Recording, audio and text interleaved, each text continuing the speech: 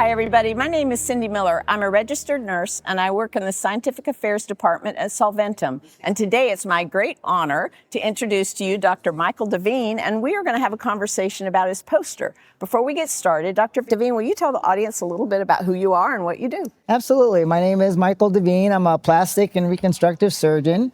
I practice in the Phoenix, Arizona area, and my focus is on wound reconstruction, both from a surgical and non-surgical point of view. Tell me a little bit about why you did this poster. Let me tell the audience first what the name of the poster is, so if they want to go look it up online.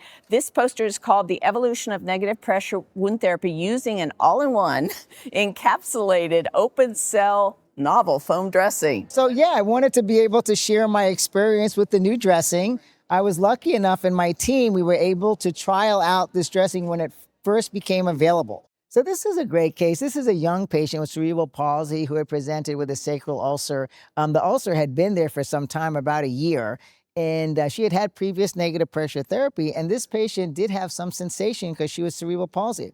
And so every time they were doing the dressing changes, every 48 to 72 hours, they were painful. So she did have a lot of anxiety with that. And so we were able to utilize the peel and place dressing. And again, during the very first placement of that dressing, number one, very fast. And number two, no discomfort.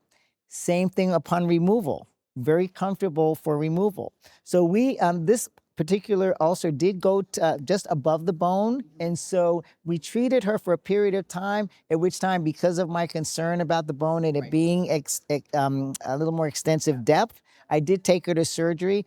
But I'll tell you, Cindy, one of the really beneficial things that we learned, usually for these types of wounds, I'm doing a flap where I have to excise all the way to the bone and create a flap to close. Because there was so much healthy surrounding tissue, I was literally able to just excise the wound and do a primary closure. Wow. There was no extensive flap. There was no extensive anything. It's just a simple closure. And then I continued her with negative pressure therapy for incisional management postoperatively. Well, thank you so much for sharing your experiences with us. Oh, we my really pleasure, appreciate Cindy. it as always. And audience, if you have any questions, please reach out to your local Solventum rep. And this poster will be available online at the SAWC website. Thank you so much for joining us.